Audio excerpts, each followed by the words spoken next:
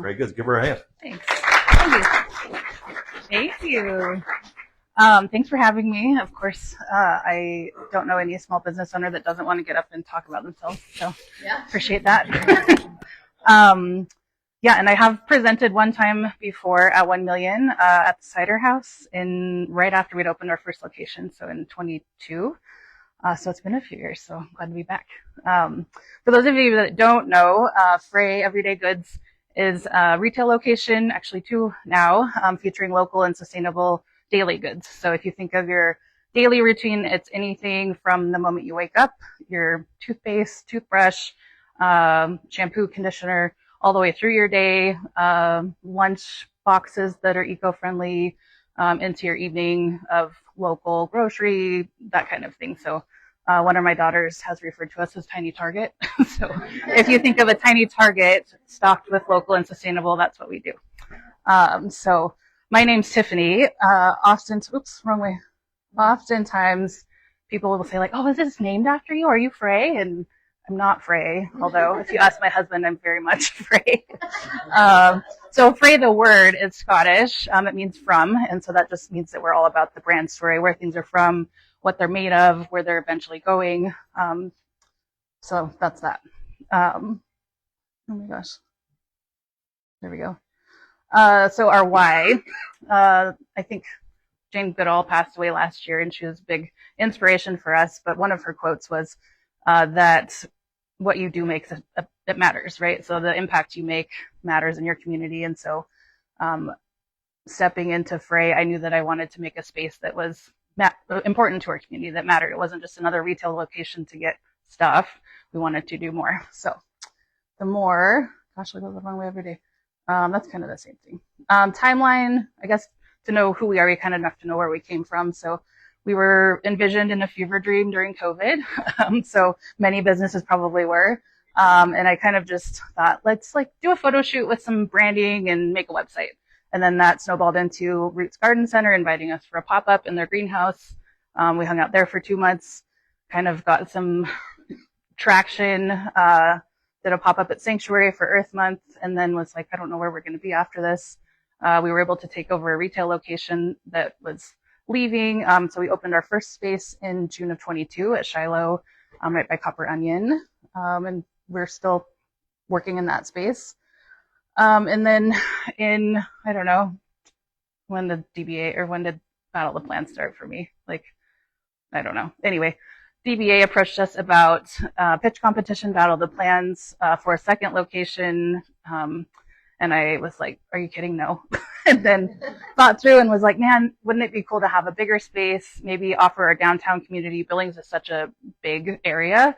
Wouldn't it be cool to offer more convenience spaces? So, you know, Heights, Laurel, Lockwood, it's a long ways to drive out to our West End location. So we put together a pitch for Battle of the Plans, and we competed in that and won some TIF money to open a new location downtown, which was a process to say the least, but we were able to do that in May of 25. So we've not quite been downtown a year yet, but our downtown space is a little different than West End. West End is 900 square feet, very curated, just the basics.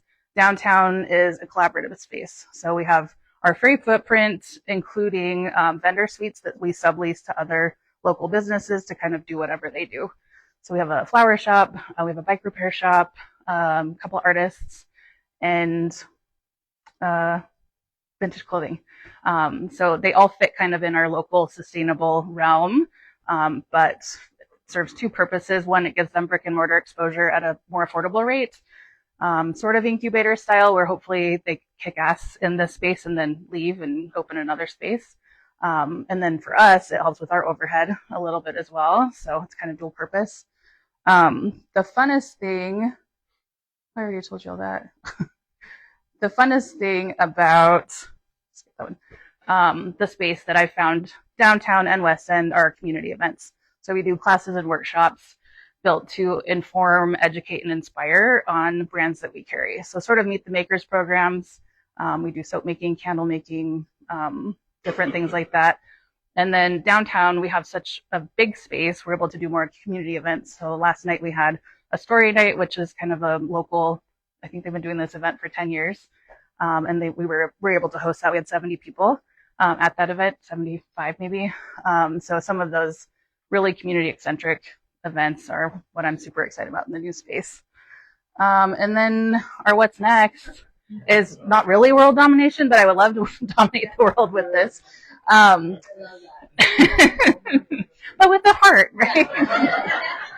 With peace and love, because we sell sustainable goods.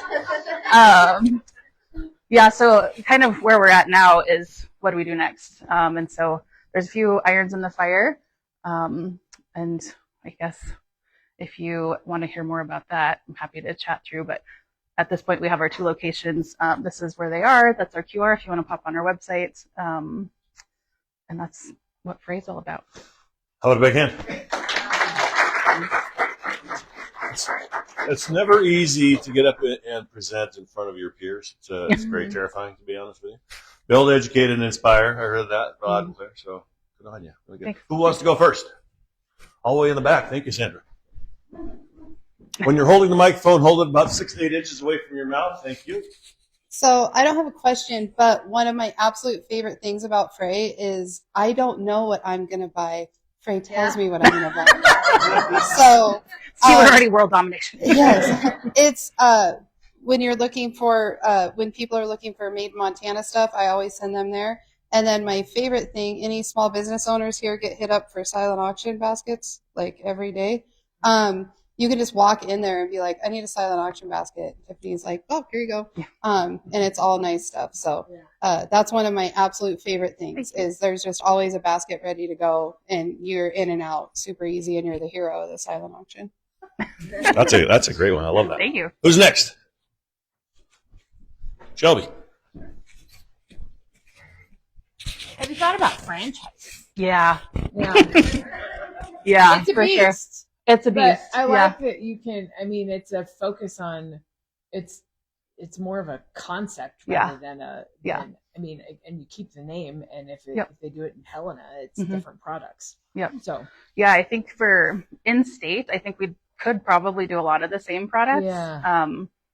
I've had inquiries about out-of-state, though, and that I'm a little bit more nervous about just because our local is not North Dakota's local, right. You know, so I think what my big picture was maybe 3 Billings locations, like micros, and then branch out of there. But after managing 2, I'm a little bit more like maybe 1, and then maybe we branch out.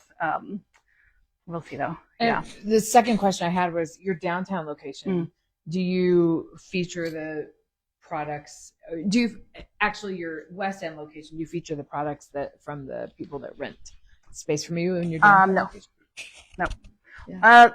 I wouldn't say hard no, but occasionally, I guess. The florists sometimes will have floral bouquets on the West End, but not as much. They're more, so we have artists, vintage clothing, so they don't really have brands that would fit into the space. They're more one-of-a-kind items that wouldn't always fit into that space.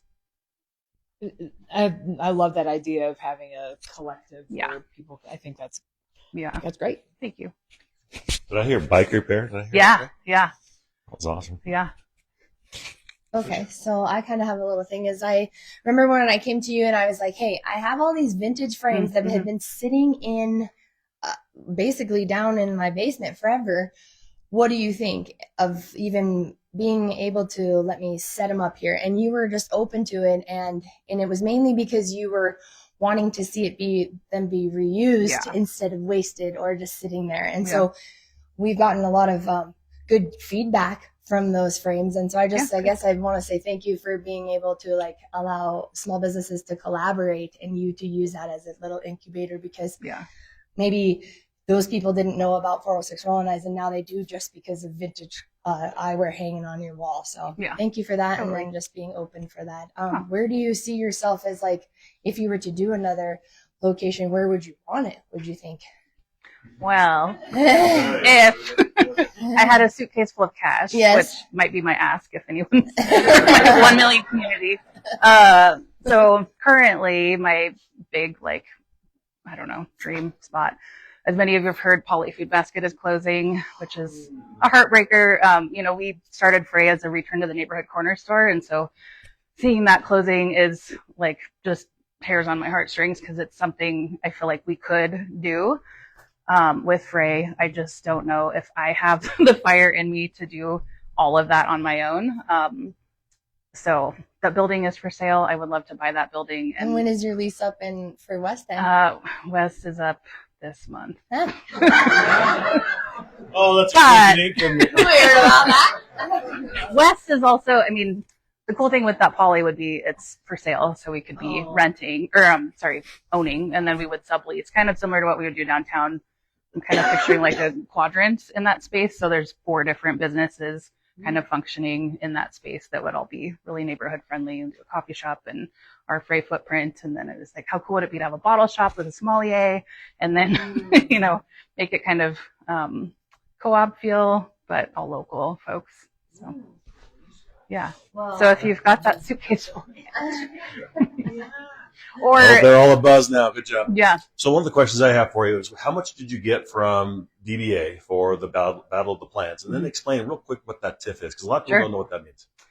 okay, Mehmet, you guys could probably explain better. But we won $40,000 in grant money. That was TIF money. So TIF money is tax increment finance money. So that's money that you pay as taxpayers for improvement type things. And so there are strings attached to that. As a retailer, there were certain things that I couldn't use it on, and certain things that I could. So we could use it on some build out expenses, marketing. We can use it on our rent. We cannot use it on inventory. We cannot use it on staffing. So that was a challenge. And then, we'd already had our West End location rolling. So it took a lot to figure out, like, how do we expand on this and not throw ourselves under the bus. So we went through SBDC and they were like, do an SBA loan. And I'm like, I'm not giving you my house. Sorry, not going to do it. And so it took us a few months to figure out how to get financing. We were able to secure just a business loan, leveraging our business. So the bank has Frae, which I'm like, if we're failing, you take it. I don't care. Fine. You're not taking my family's house, but you can take Frae. That's fine. And so we were able to secure a loan and then open downtown. And we just used up all of our TIF money. So yeah, thank you. Right back here. Yeah. So give us some community intel on which of your locations are better, and is there a difference in clientele between downtown and West End? Second question, 100%. Way different customers. Other question, I want to have you guys guess. Who guesses West End's doing better? Nobody thinks West is doing better? Okay, who thinks downtown? Downtown is doing better. I think downtown West. Yeah. Sorry. I tricked you. Yeah, downtown is doing better. I think our West End is very saturated with businesses.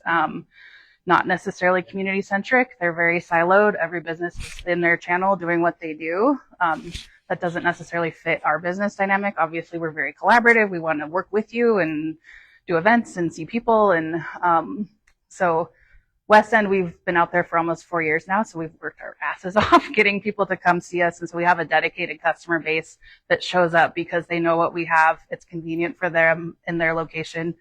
But downtown, in being only under a year, my feelings are people want a really vibrant downtown, and we're contributing to that. And I'm not saying that in an arrogant way, but we're doing really good things to bring up the downtown community, and we're offering services that aren't down there. We have milk, bread, eggs, lettuce, all from local sources. So if you live downtown, you can pop by and grab a grocery item, or if you are just going on your way home from work, you can pop in and grab something for dinner on the way. And then we've kind of shifted some of our offering downtown to fit more of that customer base. So we do a lot more tourist type items. So made in Montana, like Montana graphic tees. We don't really sell those at our West End because we don't have a tourist population down there. But downtown, there's conventions at the Doubletree and the Northern. And so we've kind of added that offering into downtown. So Well, milk, bread, and eggs, you're like all set for polygraph. I know. I just need the suitcase. I love Frae. Thank you. I think it's just I was really excited actually when I heard you were presenting. My 4-year-old loves going there. She loves the vintage clothing store next door, but she loves going there. And I love as a parent that anything that she picks off the shelf that she wants to eat, I don't have to worry about like what's in it. That it's healthy, that it's good for her. Yeah. My question is in terms of like artisans or suppliers of the stuff that you sell, are you like regularly looking for people? Do you seek them out or do they reach out to you? Like if we knew people that are in that space and they want to contribute to what you're doing, like do we just send them to you? Yeah, for sure. Yeah, you can send them to our website or send them to the shop. I'm constantly looking for new product. And then we're trying to edit out too, right? Sometimes we maybe order something and it's not the right thing. I'm really picky. Obviously, like a curated space, it has to have just what we feel like fits in there. Everything in the store I use at home with my family or, you know, in our space. So that's kind of one unique thing I think with our business is everyone in our space knows a lot about the product that we carry. And so you can go in and ask about toothpaste tabs or laundry sheets and be like, have you used these? Do they work? Versus ordering it online, shows up on your doorstep. You try it one time, you're like, oh, this sucks. And then you've shipped stuff, wasted money. We're always happy to offer samples too. If you want to try a toothpaste tab and see if you like them, I'm happy to give you a sample. We do refill package free liquid household goods and food items. So same thing with that. If you want to taste the balsamic vinegar, I'll give you a little taste of it, which I think dry is really gross. But if you want to do that, I'm happy to oblige. So yeah. So in talking about your downtown space and how you have the little spaces in the back for the different vendors, do they have to man their booth at a certain time or does it run through your POS system? Yeah. Currently they man their booths. So they only pay for the footprint of their space, which does not include my staff servicing them. If we did, it would be a higher booth payment. And with our brand, I really find value in meeting the person in that space. So we have, let's say Becca with Owl Lake Studio. She's an artist. And I think it's really cool to be able to go in and talk to her and, learn her process and meet the artist kind of thing. I will say it's a bit of a pain point. Like if you come in and the hallway is empty, it's kind of a low energy. When everyone's in the space, it's epic. Like it's so fun. And Art Walk is amazing. Everyone's in. We have extra artists. So I'm trying to figure out like what that could look like if we do service those spaces or if we require hours. Like you have to be in your space this certain amount of time per week, which I don't know what the answer is for that really. So that's on our list to figure out. Scott, over here. Yeah. What if I live over near Poly Food Basket? What if we went in together and turned it into Frae tap room, wine bar, music venue space? Sure. Let's do it. Scott has the suitcase. Oh, I have a little suitcase too. We just need like a little more suitcases. Let me ask you a personal question. I know you've got a couple daughters. I do. And then do they work in the store? Hell yeah. Help out? What is that? What has that been like? Because I've always thought that sets a great example for them. What kinds of things have they learned following you?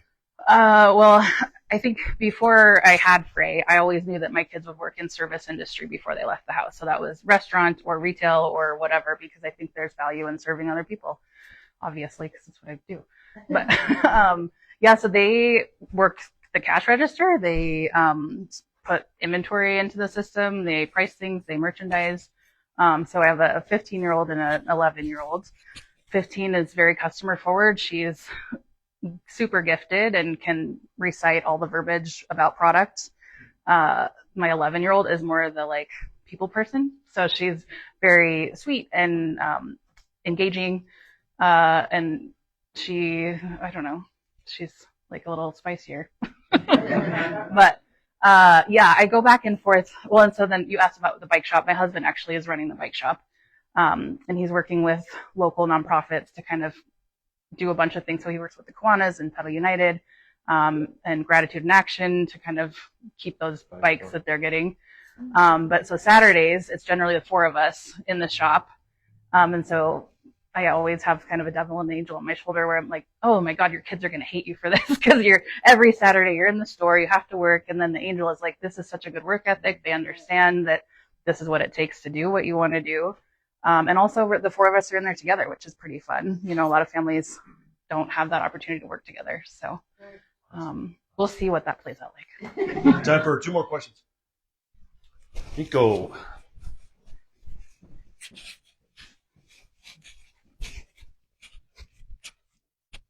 Love the presentation. My question was, it sounds like you have a great, group of support and of course return customers. How are you acquiring new customers? Lots of word of mouth. We do social media, Instagram, Facebook. We this year used some of our grant money because we could do it for advertising. We did do a TV with Color 8 and Q2. Spent some money on that. Downtown has been kind of fun because we get a lot of walk-by traffic. There's more foot traffic than our West End. West End, we're kind of tucked in a little corner. We're like a hidden gem in the corner. And downtown, we're, right on what people are calling retail row, which I don't know, whatever. But we've got really complementary businesses along our path. So if you go to Zest to get a kitchen item, you can pop in and get some half and half or eggs or whatever from us. And then the bookstore next to us is very complementary to our business plan, very community centric. So we've been able to get quite a few customers just from that location. And so, in retail, they're always like location, location, location. And I didn't understand until we're where we are now. And I'm like, oh my God, we need to abandon West. That location sucks. You just run, pack up the stuff. Poly Drive is actually considered Midtown. Yeah.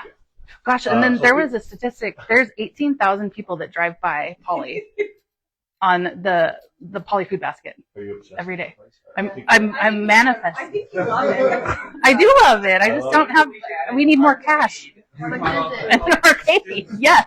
Arcades, you hear that? We could do that. So people don't know where Zest is at. So when you describe downtown retail row, where do you tell people you're at? North 29th.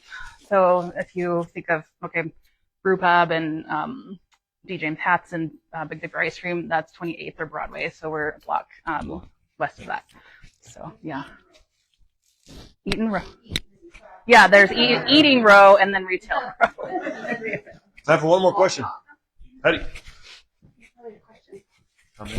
More so that I'm embarrassed or ashamed. I don't know what that. I never heard, and I'm all about town girl, and I'm a shopper, and I, for whatever reason, did not connect because I think I've seen. I get my nails and stuff done at Polished, and I mean I'm in that little area all the time. Yeah, but I guess you're not alone. I'm glad. So thank you for presenting and explaining, and very informative. And now I will check out both locations for sure. And Poly would be great. Thanks. Better parking. It has parking. It has a dog wash. David, last one. All right, I'll make it quick. So this is kind of a very infantile idea, like 10 minutes ago. Those are my favorite kinds. I think you've got something that, so people come to your store and get marketed through the store. I would trust your name on something out in the market too. So like if there was a Frae corner, we're like, oh, because like when I listened to you and then like walking your store a couple times, like this person spends a lot of time curating this stuff. Yeah, she does. I think that maybe for expansion, that your ability to curate is maybe an asset. Okay. Have you thought of that, and do you think you can solve that? That's actually funny. When we were sitting here, I was thinking like, oh, I really love curating spaces. Like I'll go into a space and be like, oh, how can they have that there? It should go, We've also talked about like a mobile kind of like kiosk, like a Frae kiosk that was all of our basic items kind of plugged into an existing business. So let's say if, I don't know, we wanted to set one at Switch with Emily, it could have shampoo bars and toothpaste tabs and laundry sheets and like grab and go type items that we know are our best sellers. As kind of mini like kiosk phrase. So, or vending too, kind of, that could be. 406 Rolling Frae? Yeah, exactly. We just do a pup, like a little trailer of. No, really great. Last question, obviously the question of the day. What can the Mundelein Cups community do for you? So I kind of have two asks plus the suitcase. One was kind of back to your comments. there's probably places you've driven in town and been like, I don't know what that is, and just keep driving by, go in, see what it is, or Google it, look it up, see what's in there. Our small businesses, I wouldn't want to say we're under attack, but we're a dying breed, right? Amazon's taking over. You can order something, it shows up on your doorstep. What does that do for your community? Nothing, right? So if you can find something local, try to find it local first. There are tons of options. I guarantee most of what you're ordering online can be found in a local option. So that's my one ask. Try to source local. Find out what things are. Be curious. Get interested in what things are. And we are so saturated with content and, driving by somewhere and just letting it go by. So kind of maybe slow down a little bit, check out what things are. You might love it or you might hate it and be like, oh, check that off the list. We never need to go there again. Yeah. And then regarding the poly space, I guess if anyone in the community has advice or knowledge on raising or even the franchise stuff, if you guys have ideas on what you thought would be cool for Frae, I'm always open to ideas for that. And obviously collaboration is a huge part of what we do. So if you would like to collaborate with us, we're always open to that too. $840,000. 840,000. Cool mill, she said. Keep saying it. Yeah. Yeah, 840, but it comes with parking. It's 4,200 square feet. It needs a lot of work. 3-phase power, if anyone's excited about that. No. Good job. How about a big hand for Tiffany?